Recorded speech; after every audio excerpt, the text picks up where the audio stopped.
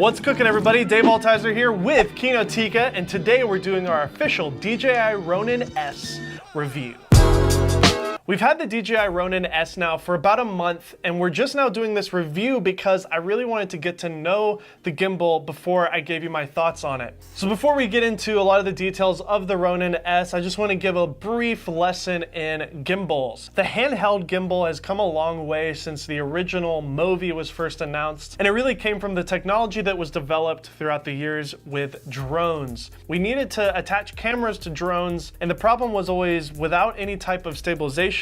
The blades of the drone going back and forth just caused a ton of shake, and so they had to develop these 3-axis gimbals to get all that shake out. It wasn't until Freefly that anybody actually figured out, what if we took that off and put handles on it and made it a basically steady cam replacement? So that's exactly what happened. Freefly completely changed the entire industry with the MoVI, and DJI obviously took on their Ronin series of gimbals with the original Ronin to the Ronin-M, and now with the Ronin-2. And I always found that Freefly had the best stabilization, but usually not the best prices. Because they're designed in America, they're handmade by Americans, it typically was a little bit more expensive than the Chinese branded DJI Ronins. And what happened in the market was a lot of third-party companies started making gimbals, and it wasn't until just a couple of years ago that people started experimenting with this handheld setup. Zhiyun Crane, of course, is kind of the main competitor to DJI with the Ronin, and they have amazing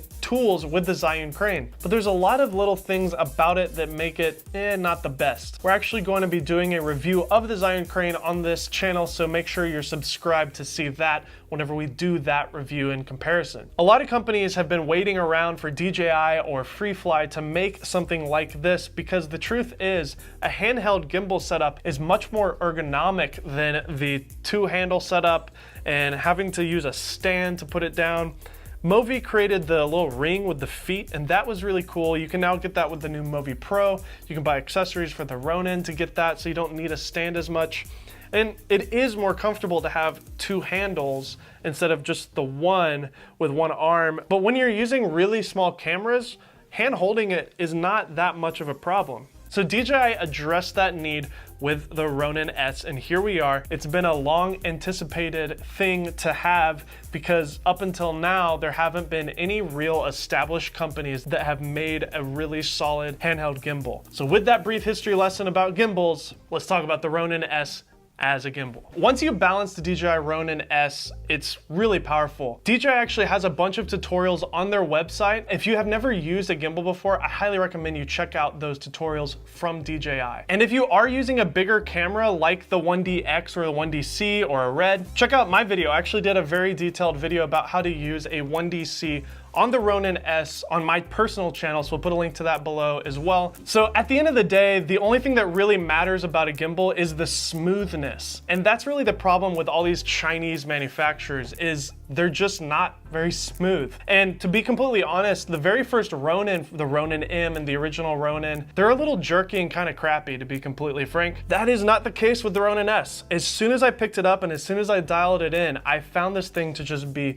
super fluid and super smooth. Just a couple of years ago, to buy the best gimbal, in my opinion, the Freefly MoVI M5, it costed like $5,000. The Ronin-S today costs $699. I know that that sounds like a lot of money, especially if you're starting out, but if you really think about how technology has been moving forward and how prices have been going down, $699 is a steal for a gimbal that's this powerful. You also have this joystick here, which is great to use in a pinch. I actually found myself using the Ronin-S kind of like a monopod or like a shoulder cam. Because we have this joystick here, we can completely move the gimbal in different directions and get the shot that we need without having to use the gimbal like a gimbal in all cases. That's what makes the handheld gimbal setup so amazing, is the versatility of it. It's not only a fluid gimbal or like a steady cam, but it can also be used like a monopod or a tripod. One really great thing about the DJI Ronin-S is the app,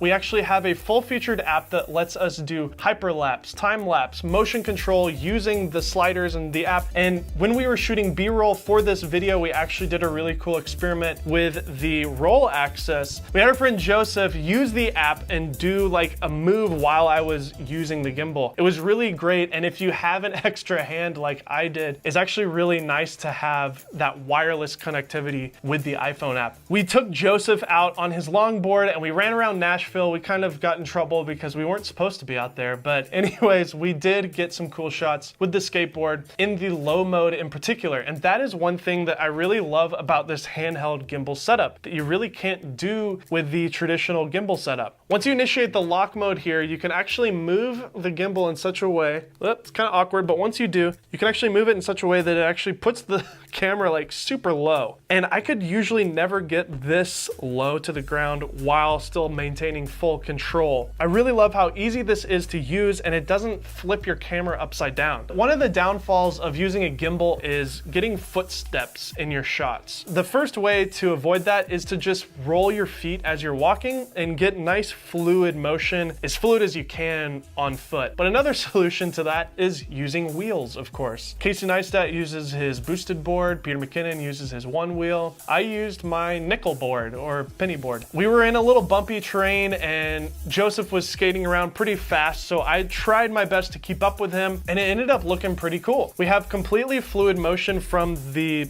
up and down axis because I wasn't going up and down, I was just floating essentially on my skateboard. And then any other bumps or movement is taken out by the gimbal itself. We shot a variety of shots in normal speed and in slow motion. Obviously, if you want to have the most fluid shot possible, I would recommend shooting in a higher speed, like 60 frames per second or higher, I guess, if you want to go super duper slow, like 120. We shot in 60 frames per second and a lot of shots, and that paired with the gimbal, with a lot of movement with the water and with Joseph skating around as fast as he could, really adds a ton of dynamics and really just boosts your footage up to be at that cinematic level. Obviously, we wanted to show off the actual smoothness of the gimbal in normal speed, so here's some footage that we got of Connor hiking through the trails of Percy Priest. One of the things that makes using a handheld gimbal like the Ronin-S unique compared to like the MoVI or the original Ronin is being able to have that roll access, that spinny kind of shot. On previous gimbals, doing something like this was impossible because the gimbal itself was kind of hanging from above. And because the base of this gimbal is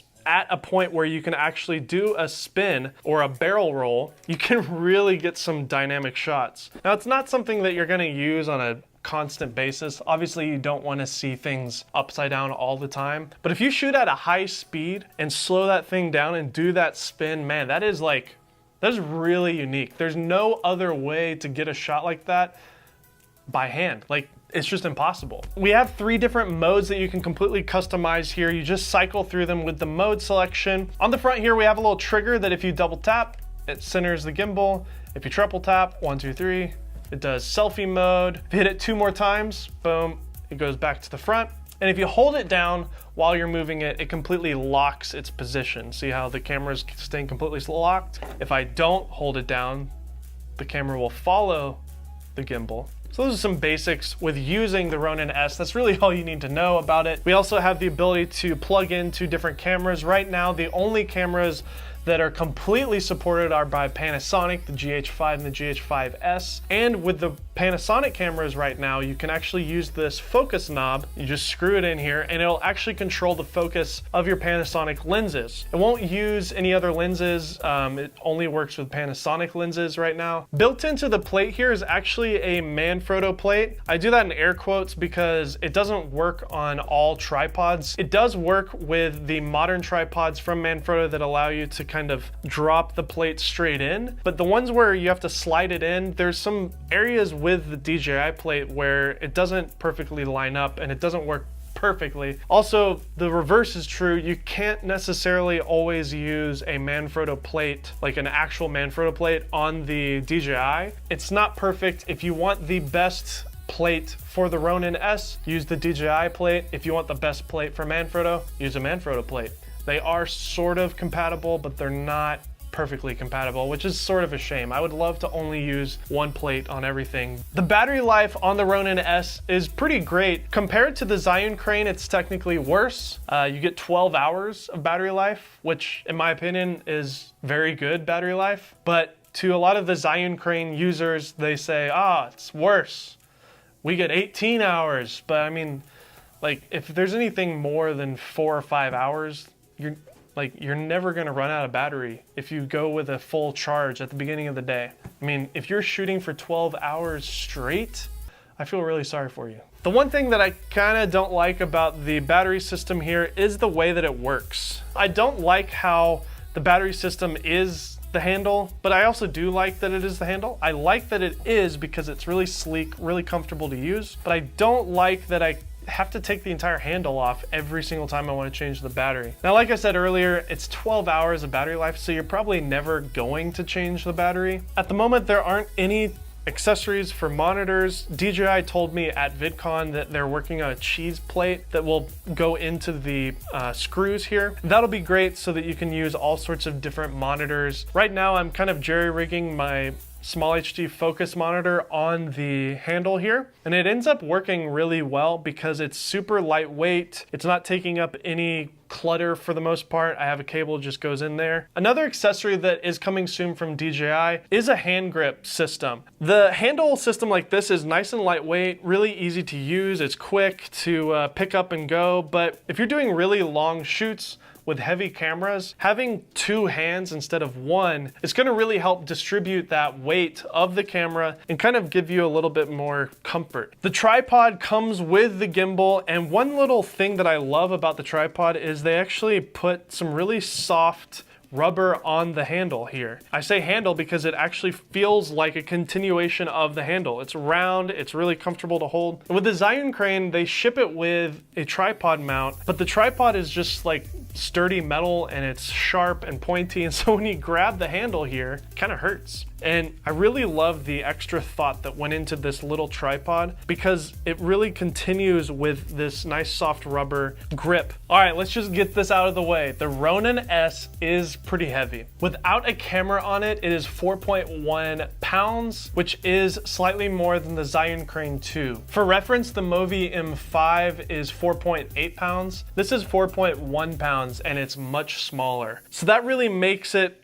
kind of a little bit of a crutch when you're using it handheld, and especially if you have a big heavy camera on the gimbal. But remember guys, this is still amazing tech, and to be completely honest, I was always using a GlideCam HD4000. This is not gonna be as heavy as a GlideCam, and you're able to put big heavy cameras on it, so it's going to be lighter than a GlideCam, which is not stabilized with motors, it's stabilized with gravity. So this is gonna always give you better performance than a GlideCam, and it's lighter than a GlideCam technically. So I don't know, it's give and take. If you're not familiar with these other things that I'm talking about and you're just getting started with the Ronin-S, I can see how you think that this is really heavy and unwieldy, but just take it from me, I've been doing this for 10 years. This is a very light setup. For example, all the shoots that I've done with this system have been pretty much all day long. When I was at VidCon, I had the 1DC with my 10 to 18 millimeter lens on it, and I carried it around with me like it was a GorillaPod essentially. Yes, it was heavy, but what's great about this is I can set it down. I can rest it on my waist. But yeah, it is heavier than the Zhiyun Crane 2, but it is more versatile than the Zhiyun Crane 2. While we're on the topic of comparing this to the Zhiyun Crane 2,